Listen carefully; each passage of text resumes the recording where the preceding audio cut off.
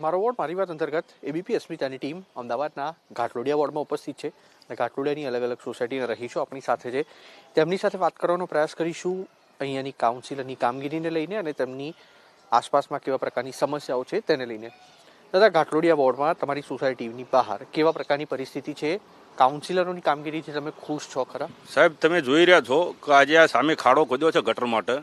2 દિવસનું કઈ ખાડો ખોદેલો, આજે 7 દિવસ થયા, હજી કોઈ કામ કરવા નથી આવતું. એટલી દુર્ગંધ મારે છે, રાત્રે તો અહીંયા ઊભું નથી રહેવાતું અને હજી કોઈ કામ કરવા જ આવતું નથી. એટલે આ સમસ્યાનો નિકાલ લઈ આપો સાહેબ. 7 દિવસથી અમે બોલતા, અહીંથી સોસાયટીમાંથી ગાડી બહાર નહીં નીકળતી. એક ગાડી તમે જુઓ છો, આ પાછળ બોયનેટ બધું તૂટી ગયું છે. બરાબર છે, એટલે આ બને એટલી વહેલી તકે આનો નિકાલ લાવો સાહેબ. અચ્છા, અન્ય પણ રહીશું છે. દાદા, 5 વર્ષની ટર્મ હોય સામાન્ય રીતે કાઉન્સિલરની. તમારા કાઉન્સિલરો દેખાય ખરા અહીંયા આગળ પૂછવા માટે આવે? કોઈ દિવસ નહીં. ખબર છે ખરા કોણ છે કાઉન્સિલરો? ના, ખબર તો છે. એ લોકો નથી આવતા અહીંયા? કોઈ દિવસ નહીં, કોઈ દિવસ નહીં. આ કામ અહીંયા આગળ અધૂરું પડ્યું એ 10 દિવસથી જોવા નથી આવતા. એમની જવાબદારીમાં આવે છે. અચ્છા, સામાન્ય રીતે વરસાદ પહેલા આ પ્રકારના ખોદકામ શહેરમાં જોવા મળતા હોય છે. વરસાદ દરમિયાન અહીંયા આગળ કેવી સ્થિતિ જોવા મળે છે? પાણી ભરાય છે? ખૂબ જ પાણી ભરાય છે. આ રોડ જ બેસી જાય છે પાણીથી દર વર્ષે? દર વર્ષે. અચ્છા દાદા, તમે શું કહેશો? હવે કોર્પોરેશનની ચૂંટણી આવી રહી છે, મહત્વનું વર્ષ છે.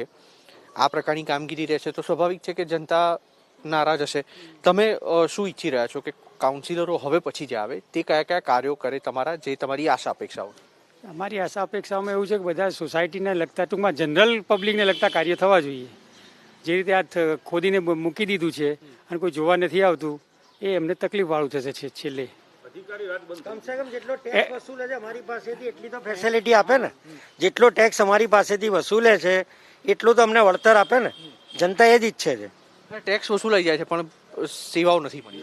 એ સીધું દેખાઈ રહ્યું છે આપણને. અચ્છા, આ 2020 તો આખું લગભગ તમામ લોકોનું કોરોનામાં જ ગયું, બરાબર? કોરોના સમયે તમારા કાઉન્સિલર આવતા હતા ખરા અહીંયા આગળ પૂછવા માટે? કોઈ દેખાયું નથી આજ સુધી. આખા વર્ષમાં, આખું વર્ષ પતવા આવશે, માની લો ને. માર્ચથી આ ડિસેમ્બર પતી ગયો, એક પણ નથી આવ્યા. એક પણ નથી આવ્યા, કોઈ નહીં કાઉન્સિલર. અચ્છા, કોરોનાની સ્થિતિ અહીંયા આગળ કેવા પ્રકારની હતી? શું કેસ હતા આ સોસાયટીમાં? કેસ હતા અહીંયા લગભગ અહીંયા 8 થી 10 કેસો હતા, પણ કોઈ જોવા જ નથી આવ્યું. કાઉન્સિલરો પણ નથી? કોઈ નથી આવ્યું. કોઈ જ આવ્યું નથી. અમારા 21 મકાન છે. 21 મકાનની અંદરથી અમારા 12 ઘરની અંદર કોરોના હતો. બરાબર છે, એમાં 4 મકાન બંધ છે. બાકીના 4 મકાન સિવાય બાકીના બધા કોરોનામાં હતા. પણ કોઈએ આજ સુધી કોઈ એક ગાડીએ અહીંયા કોઈ ખબર કાઢવા આવ્યું નથી. પૂછવા માટે પણ કોઈ નહીં, કોઈ પૂછવાય નહીં. અને ચૂંટણી આવવાની હોય ત્યારે મત માંગવા માટે કેવી રીતે આવે છે? હા, એ તો આવું એ તો એમનો હક છે ને. એ તો આપણે આપવો પડે ને. અને એમનો હક છે એટલે હક માંગવા તો આવું જ છે રે. પણ આપણે આપીએ છીએ એમને, પણ પછી તો કોઈ દેખાતું નહીં.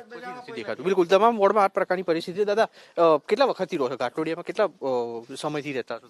25 વર્ષથી. 25 વર્ષથી. તો પહેલેથી આ પ્રકારની પરિસ્થિતિ કે હવે થઈ ગઈ? ના, પહેલેથી આવું છે. સમસ્યા કેવી પડે છે? રોડ પરથી પસાર થાવ કે અન્ય સુવિધાઓ મળે છે ખરી? કઈ મળતું જ નહીં. તો કચરા બરાબર વાળતા નહીં, ગટરો જ્યાં હોય ત્યાં રોડ તૂટી ગયેલા હોય. આપણે રજૂઆતો કરી છે ખરી અહીંયા આગળ આસપાસના સ્થાનિકોએ? કોઈ કોને કરે, ક્યાં જાય ખબર જ નથી. આવતા જ નહીં. તો આવતા જ નહીં, કોઈ દેખાતું જ નહીં.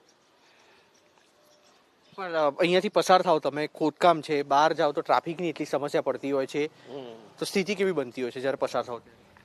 સ્થિતિમાં હું ડોલમ ડોલ ચાલવું પડે. જોઈને જ્યાં હોય ત્યાં અથડી જવાય, બીજું શું.